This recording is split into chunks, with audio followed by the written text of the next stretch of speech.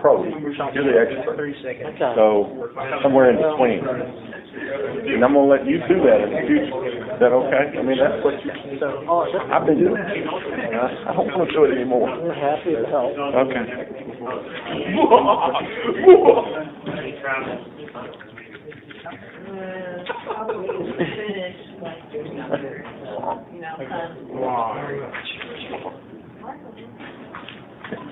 Okay, let's get started.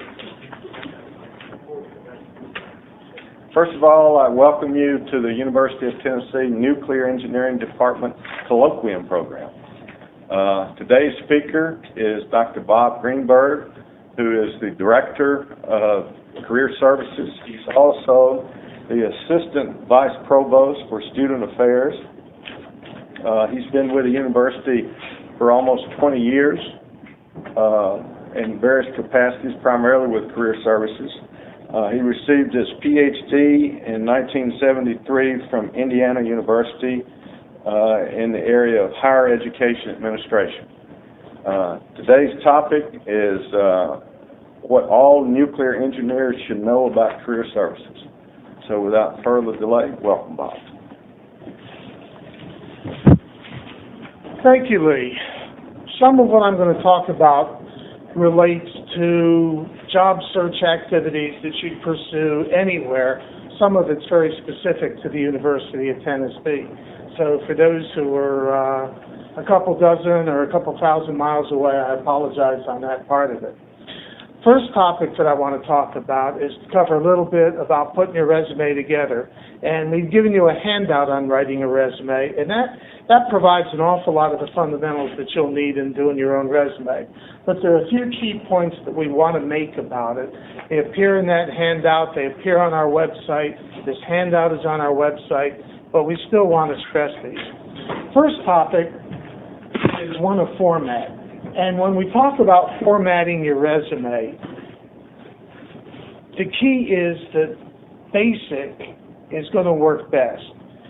Anyone know what the most popular flavor of ice cream is? Most requested flavor of ice cream? Vanilla, absolutely. There are some really delicious flavors out there, but when you look at the results, it comes out that plain vanilla is the most popular flavor of ice cream. Resumes, very much the same sort of thing. Plain vanilla is what employers look for.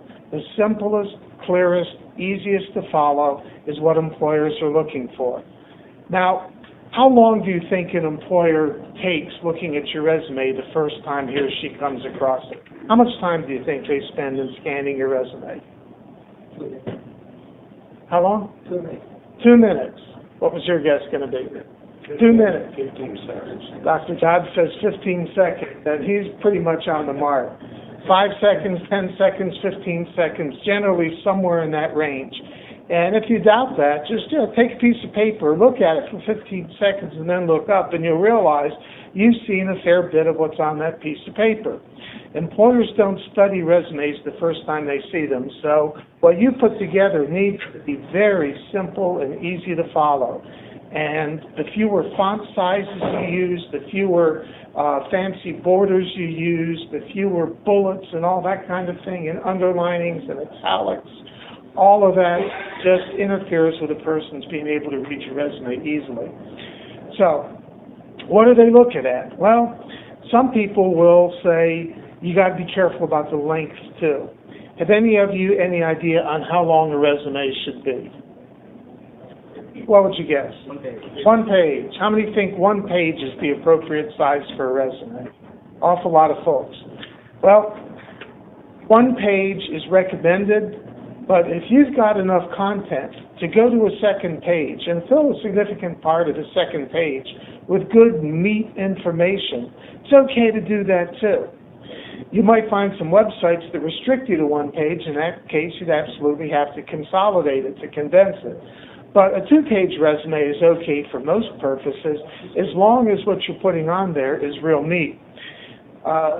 In the 4th grade, you always have the suspicion the things that you turn in are graded based upon how long they are. With a resume, that's really not the case. If it's 2 pages, if it's 3 pages, how long do you think the employer is going to spend reading it the first time through? What would you guess? About 15 seconds. They don't take any longer reading an extensive resume than they do a short one the first time through. So what you want to do is focus on your content. It's the content that the employer is really looking at, and the employer wants to be grabbed by the content. You can look at resumes for a few seconds and pretty quickly get an idea, is this one that I want to read in more depth, or is this one that I want to put over on that other pile that we don't want to deal with? So, what are they seeing? Well, they're seeing the demographics. By demographics, we mean name, address, obviously your email address. If you have a personal website that's professional in nature, it's perfectly fine to put your personal website on your resume as well. And many employers will look at that. Now, if they're going to look at your personal website and see a picture of your dog and your gerbil and your boyfriend or girlfriend and a list of your favorite movies and the magazines you subscribe to, then forget it. Keep it off. But if your personal website contains some professional publications, reports that you've done, research that you're working on, things of professional nature, then those can be very effective to include on your resume. The objective statement is something that belongs on most resumes. And an objective statement is the first thing an employer sees to get an idea of what it is you want to do. Now, you'll hear two sides to this. One side is that when you put an objective statement on a resume, it cuts you out of possibilities. So you need to be as broad as possible. Desire a position related to nuclear engineering. Okay, that's fine, well and good. You can have that, but you're a nuclear engineer, so it's really kind of belaboring the obvious. Now, if you put desire a position as a nuclear engineer in the power industry, then you've started to narrow it down.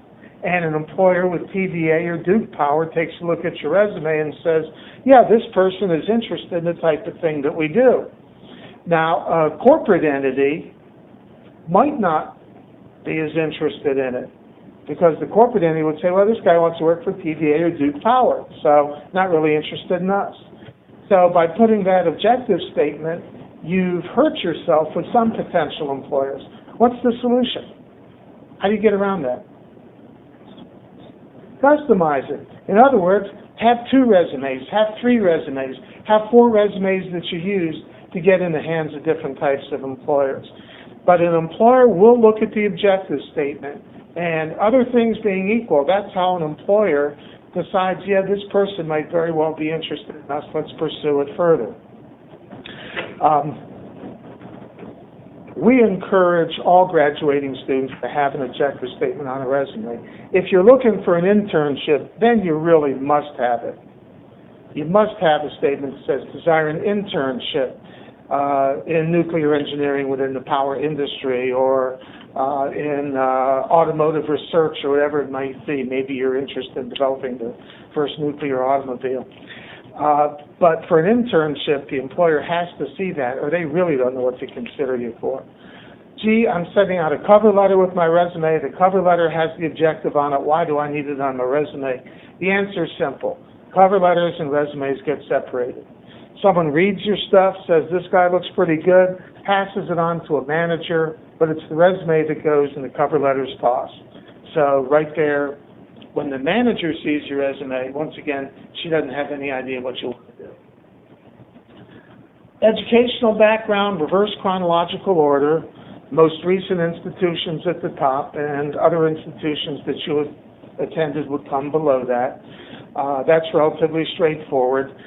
People will often ask about how much of their academic performance they should put on a resume. And have any of you ever heard a rule of thumb about whether you should put a GPA on your resume? Anyone ever hear anything? Yeah, about 3. 3.0 or above should be on, below 3.0 shouldn't be. See, the problem with that is, let's say you've got a 2.86 grade point average. An employer looks at your resume and doesn't see any reference to your GPA. What might the employer assume? It's not very good, exactly. Might assume that, it's probably like a 2.2 or 2.3. That's what I got when I was in school. So you hurt yourself by leaving it off. If it's anywhere above a 2.6 or a 2.7, because an employer might very well assume that it's lower. Well, how do you get around that? There are a couple of ways that you might be able to get around it. One is if your GPA in your major field of study is significantly higher, or if your GPA in engineering classes is significantly higher.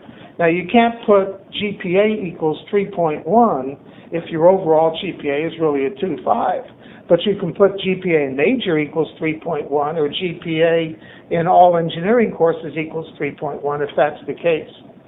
Talked to a guy a couple of days ago who had a horrendous freshman year, like a 1.5, and was still recovering from it, and is up about a 2.2 now, but a long way to go. Well, this guy's been in school for about 4 semesters since that freshman year, with a GPA of over a 3 point since that freshman year. So he can put GPA last 4 semesters equals 3.2. And that's okay. Employers will look at that and say, now, overall GPA is important to us. He's functioned well for 4 straight semesters. That's what we'll look at in order to decide whether or not to go further. But it's a good idea to give some measure of your academic performance on your resume, because for most of you, that's your main job while you're in school. Work experience, employers do look at work experience. Okay, here we go. Leah did it. Okay, let's get it there, like that. It's okay. Just go ahead with your finger. I guess I There can you do go, that you got again. it. Okay. To go back. Let's go back Yeah. to that one. There you Okay. Did it? Yeah. All right. On work experience, employers consider your work experience to be important. It doesn't have to be exactly the type of work that you want to do after you graduate, but employers pick up a lot from whatever type of experience you've had, whether it's an internship, whether it's summer jobs, part-time jobs, whether it's full-time employment between a bachelor's degree and starting a master's program. Employers pick up a lot of information about the type of work that you've done. Have you been in the real world? Do you have an understanding of what it's going to be like after you get out? Do you work well with other people? Are you well organized? Are you dependable and reliable? And depending on what you have to say about prior employment, they get clues on this type of thing. So those are the sorts of characteristics and traits that you want to be able to exhibit on your resume. Do you have what the employer is looking for in those sorts of regards? And the same type of thing happens with extracurricular activities. Even for graduate students, if a grad student has played a leadership role in a professional society, graduate student association, doing extensive volunteer work, that still can speak volumes for that student as far as employability is concerned. It's not just what you learn in the classroom that's important to employers. It's a lot of these other traits and characteristics that are referred to as soft skills, the interpersonal type skills, and the dependability and reliability sorts of skills. So keep those types of things in mind. Those are sorts of things that you want to demonstrate when you put your resume together. Dr. Dotz. What about references? What about references? You want to have a list of 3 or 4 references that you can provide to an employer. And they should be people who know your work, which would mean a couple of faculty members, a couple of people you've worked with professionally in the past on a job, or even someone who's overseen your volunteer work can be okay. But it's a good idea to have references available, and they should know that you're using them as references. They don't need to be on your resume, and you don't need a sentence at the bottom of your resume that says references available on request. The reason is the employers know that your references should be available on request. So that's kind of a gratuitous statement. You don't need that down there. All it does is take up space that you might be able to use for more important content. Now, at Career Services, we're happy to critique your resumes, and there are a couple of ways that you can do that. One is to simply drop a resume off with us at Dunford Hall, and you can pick it up by 8:30 in the morning the following day. One of our staff will critique the resumes that have come in over the course of the evening, and they'll be back and ready for you to pick up at 8:30 in the morning. The other way is simply to call our office and make an appointment with a staff member if you want to sit down and discuss your resume. We're happy to do that as well and kind of go over it with you. If you decide that what you want to do is make an appointment, please don't come with a resume that looks like this, which is a blank sheet of paper. We can't help you much if what you show up with is a blank sheet of paper. Take your best stab at it, work on it, get it as good as you can, and then come to us and we'll see if we can find a few ways to help make it even better. And that's where we can be most helpful for you. Questions on resumes? All right, let's go to the next item that we want to talk about. Dr. Downs. Some people have the impression that when they put it out on hard copy, it needs to be on fancy paper. Well, some people have the idea that you need to do it on real fancy, expensive paper. And let me tell you what happens with most resumes.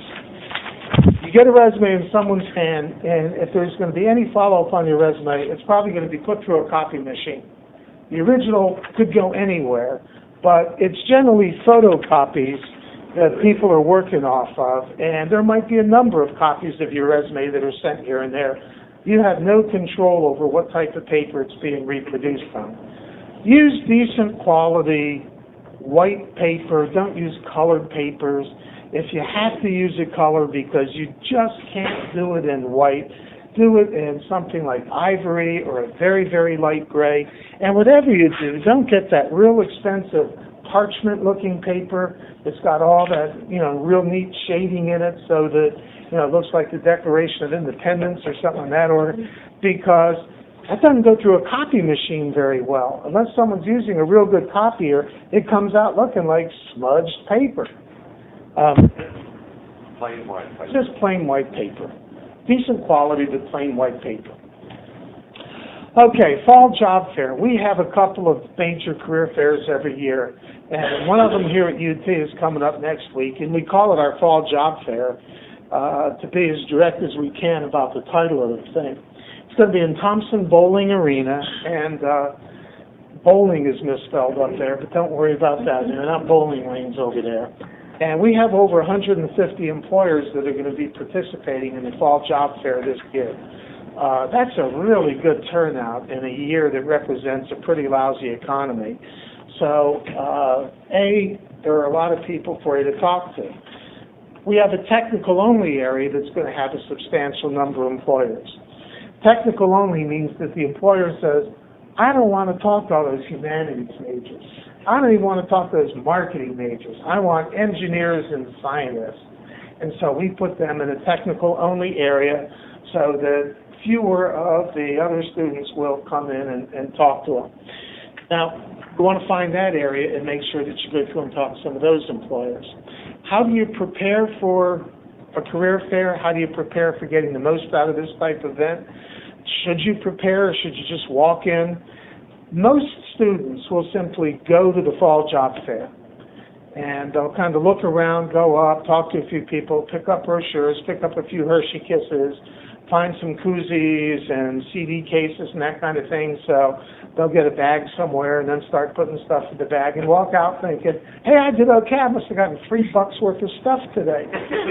Plus, if you're there during the lunch hour, we've given you a hot dog and a bag of chips and a soft drink too, so you've really made out.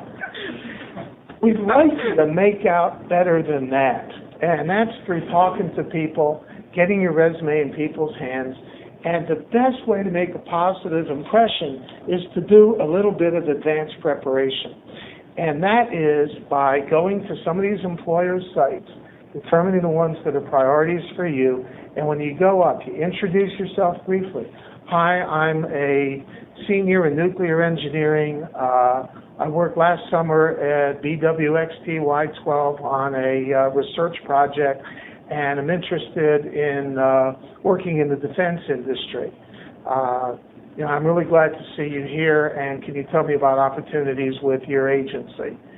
And that person's going to be thrilled to talk to you, as opposed to just walking up saying, hi, my name's Fred. And, the person says, well, my name's John. And you look, and they're looking at you kind of like, okay, what can I do for you? These folks get tired in the course of the day. You're the ones that really should prompt the questions. So go in with some questions. Now, at our website, which you'll see on the stuff that we gave you and in the presentation here, career.utk.edu, you'll find the full list of the employers who are coming. And it'll also indicate what types of majors, whether they're looking for interns or full-time employees. So you pick the people you want to go up and talk to. That's part of the preparation. Doing a little bit of research in advance is a part of it. And then approach the people. You approach them. Look them in the eye. Ask them some questions. Now, there are some cultures where looking someone directly in the eye, a person in authority, like the recruiter, is viewed as being super aggressive or offensive.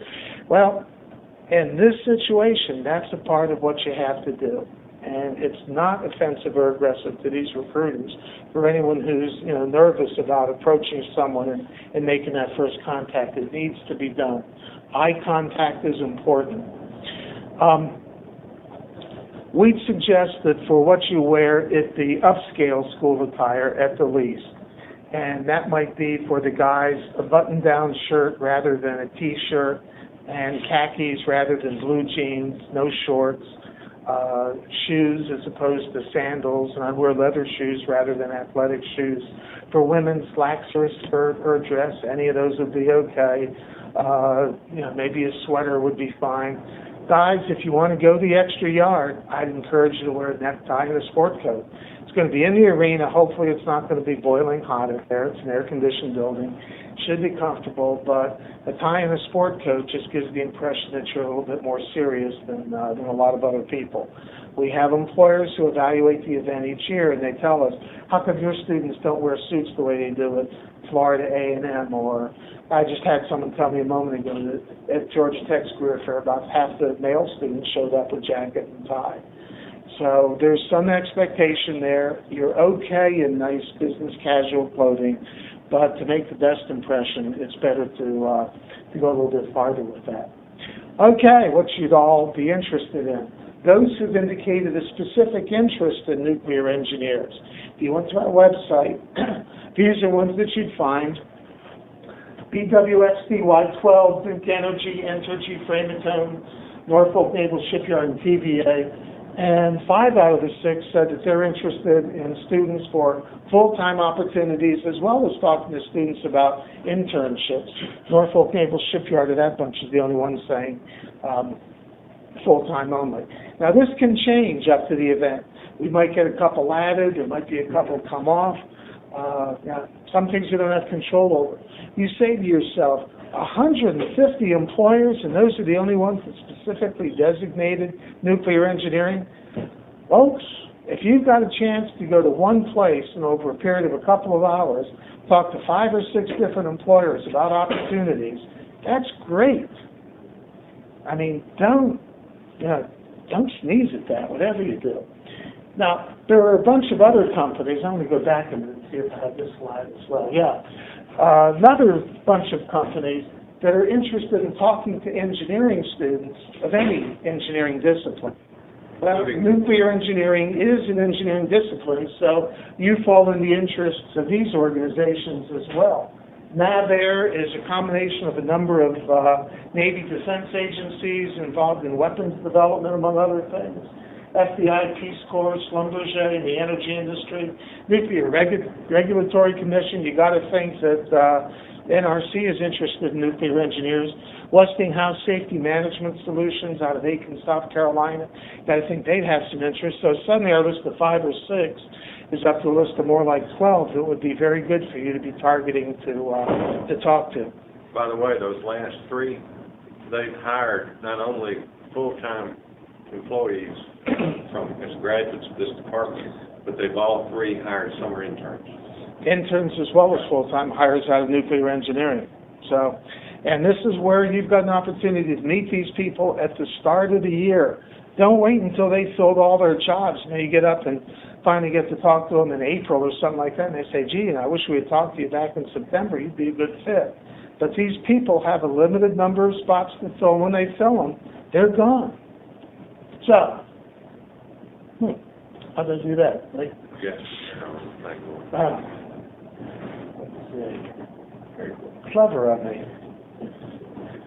You know, if there's a way to mess something up, I'll find it. That was a really clever way to mess it up. Actually, you're doing better than just about any previous speaker we've ever had.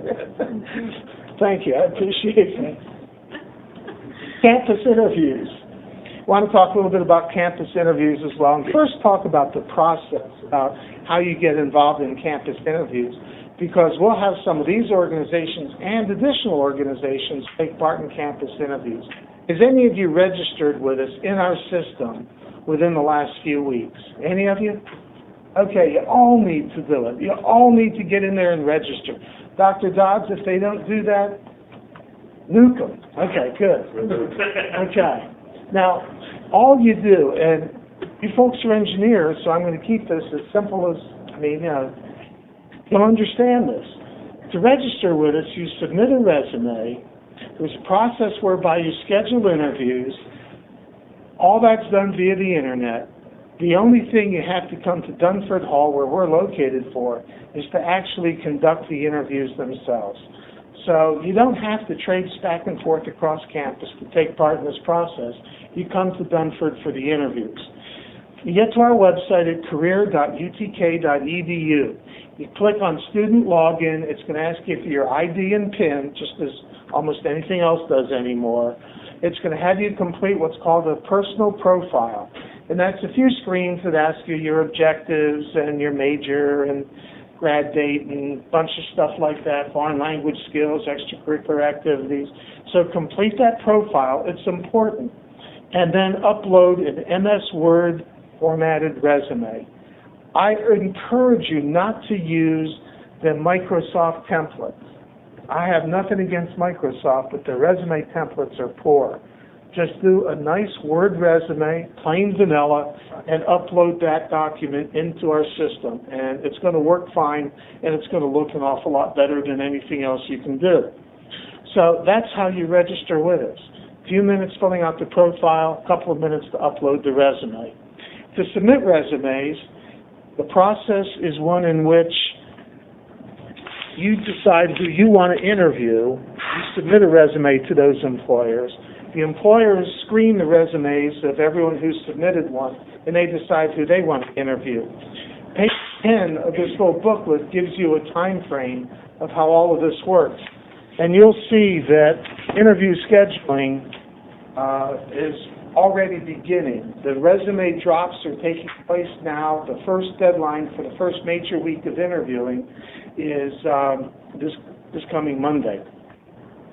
Once you're registered, you log in on our system. There's a button that you click on that says Jobs and Internships. That will show you who's recruiting. You can set up to do some one-click searches within the system that simplifies it. Your engineers, you'll figure that out quickly. We encourage you not to filter. Filtering would mean that you set it so that you're only going to see jobs that call for nuclear engineers. Well, if the Nuclear Regulatory Commission says we'll talk to any engineer, then guess what? You're not going to get shown that job if you filtered so that you only see the any jobs. That's the way the system works. We didn't develop it. That's the way it is. So what we suggest is that you not use a whole lot of filtering. Look at the job. If it interests you, click on Apply, and it then is in the pool that will be forwarded electronically to that employer out of our resume database.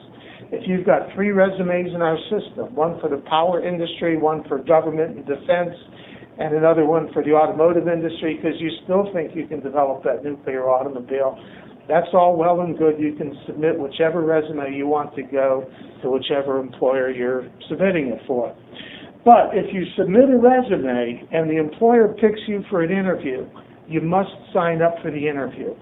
You don't just submit a whole mess of resumes, then decide who you're going to interview, and then decline some of the interviews. Employers, many of them get big stacks of resumes, and they feel they've had a bait and switch if they pick a certain group of students, and then only a third of them sign up. So if you submit a resume, you must sign up for that interview with that employer. If you submit a resume, it means that you really want the interview. Any question on that? Okay. We're moving right along. The recruiting calendar is page 10 of this book. Whenever you schedule an interview, whenever you submit a resume, you'll be notified by email. You'll be notified by email of any changes that might take place in a company's scheduling where you've been involved in it. It will notify you if the company's doing an information session the evening before they're interviewing, and we urge you to attend those. The system will become a buddy for you. We're there to help you. If you have any questions, email us, call us, come visit us, make an appointment. We're happy to talk to you about the whole process. But if you get used to working the system, I think you're going to find that that's a huge help for you. Now, in conducting interviews, a few points I want to make there, and then we'll have some time for questions. First, business attire for conducting an interview. You're going to find that some of the employers are wearing golf shirts and khaki pants, just like 95% of the employers at the career fair will be wearing golf shirts and khaki pants and the equivalent. When you go to a job interview, it is business for you, and you need to be wearing business attire, which for men means a business suit with a conservative tie, white or blue shirt, and leather shoes, primarily black. Women, it means business suit, pantsuit is okay, regular business attire. If you wear a dress, it should be a professional-looking dress with a blazer, not a whole lot of makeup, not a whole lot of scents. It's a business meeting, and you need to treat it as such. Be early for your interview. Christy Alford, who's an assistant director in our office, is the person who monitors the interview. She's going to be upstairs on the interview floor, and she'd just love to see you at least 10 or 15 minutes early for every interview you take. You're going to do better if you show up early. You're going to have a little chance to relax, to review the questions you want to ask the employer, so it's helpful for you to be early, too. Prepare for any interview you take, and there are two ways in which you prepare. One is prepare to talk about yourself, your accomplishments, your experiences, your research, whatever it might be. But prepare to talk about how you represent the types of things that employers look for when they're filling jobs. Big part of the preparation is figuring out what you want to say about yourself and even working on it so that you go into the interview knowing at least a half a dozen things that you want to get across to any employer about what you bring to the table. The other part of preparation is researching the organization. It's important to do your homework, whether it's a company, a government agency, a nonprofit, an educational institution, whatever. It's important to do some homework on them and have at least a few questions based on the research that you've done. If you don't ask questions, they don't know that you did your homework on them. They won't say, did you research us? Did you look at our website? What did you think of the button on our research expenditures? They're not going to do that. They will ask you, do you have any questions about our job or our company?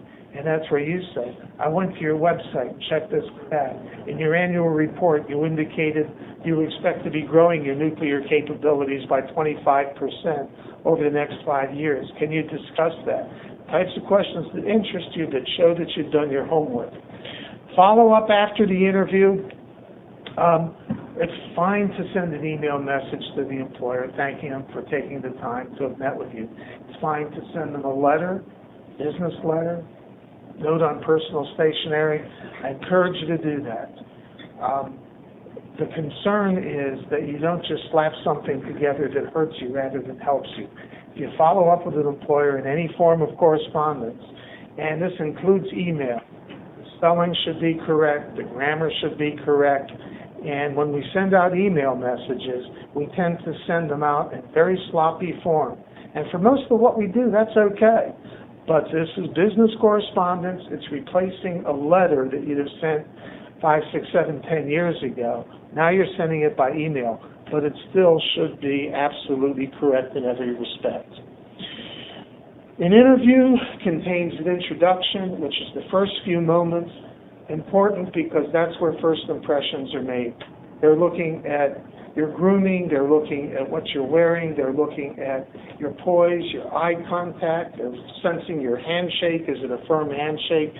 The first 30 seconds of an interview are important. There'll probably be a minute or two of idle chit-chat. And here in Knoxville in the fall, there are a few common topics of conversation. Other than the changing of the leaves or the fact that it's dry, what might someone ask you about?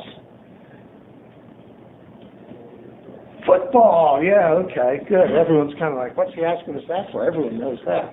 Sure, someone will ask you. You don't have to pretend to be interested in football, but you do need to carry on a conversation.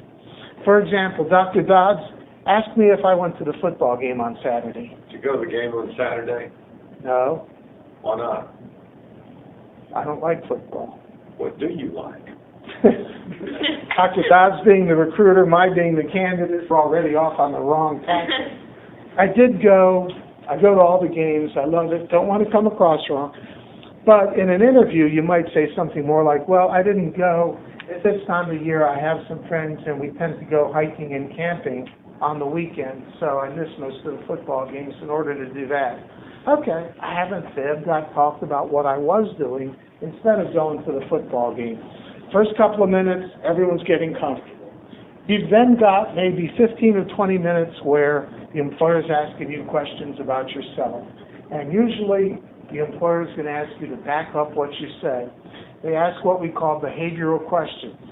So if the employer says, why do you think you would be a good employee in our organization? And you say, well, I'm really good at working with people and I'm a good team player. Big deal. Tell me what evidence you have that you're good at working with people. Tell me where you've demonstrated that you're a good team player. That's what they'll then hone in on. So you can't just say, I'm good at working with people. You have to be able to give evidence from your past performance. And that's what they're going to focus in on in the part of the interview where they're discussing you. What have you accomplished or achieved in the past?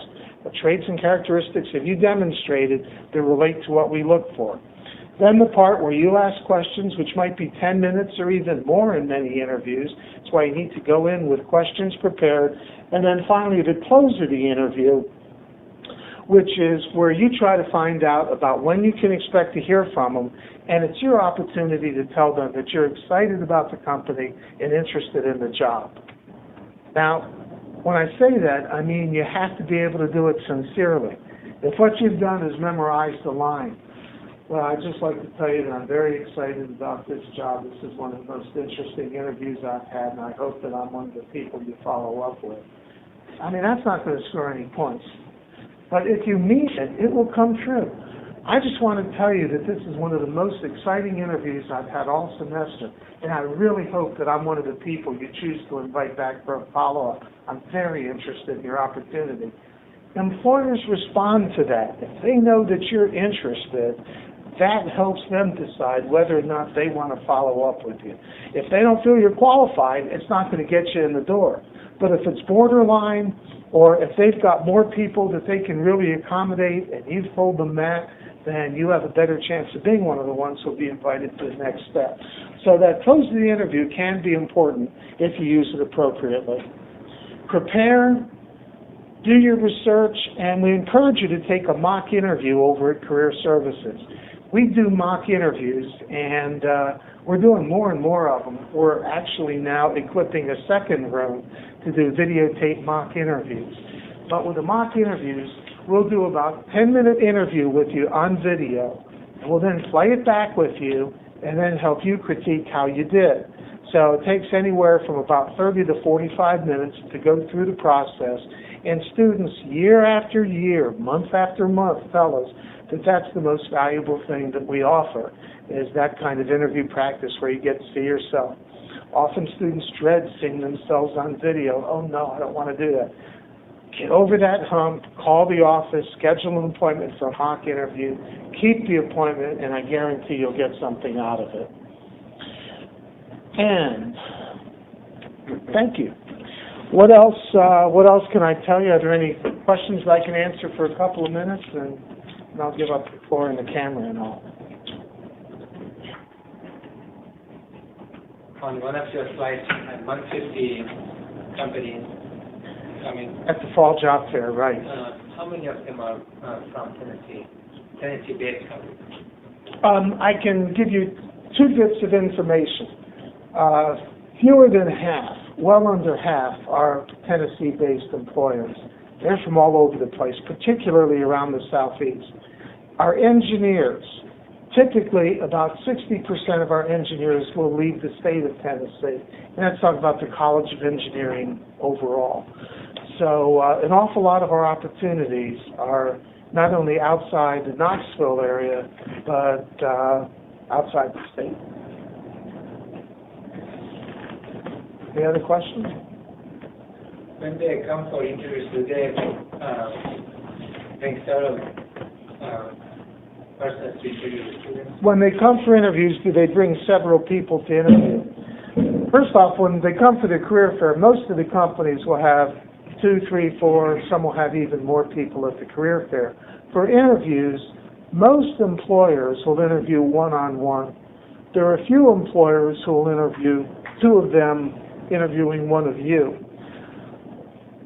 The biggest number we've had is FedEx, which I think once had 7 people interviewing a single student at a time.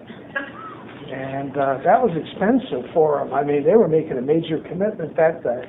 But that was their process at that time, and I think they've since decided that was a little bit expensive. Usually it's one-on-one. Or do they bring several persons to interview lots of students? Depends on how many students they want to talk to. If I'm a company and I'm interviewing only nuclear engineers, I might have one person for one day because I might only get 13 that are interested in us and that we're interested in.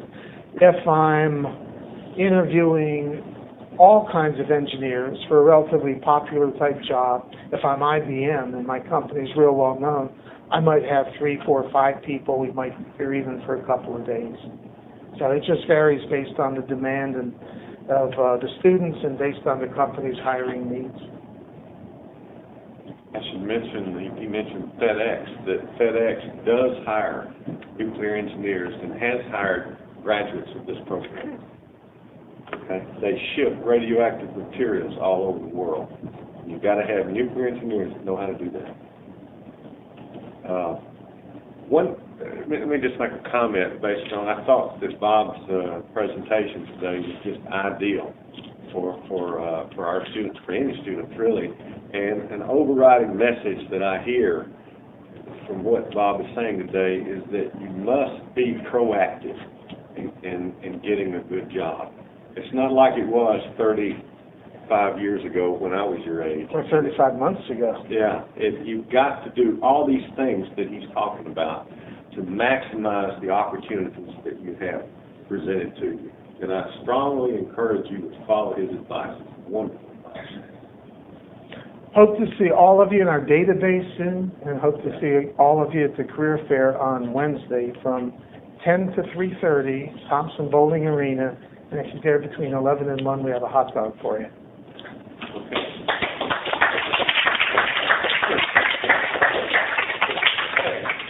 I think everybody here knows what comes next. I see all familiar faces this week. And so let's adjourn downstairs for refreshments. Thank you all.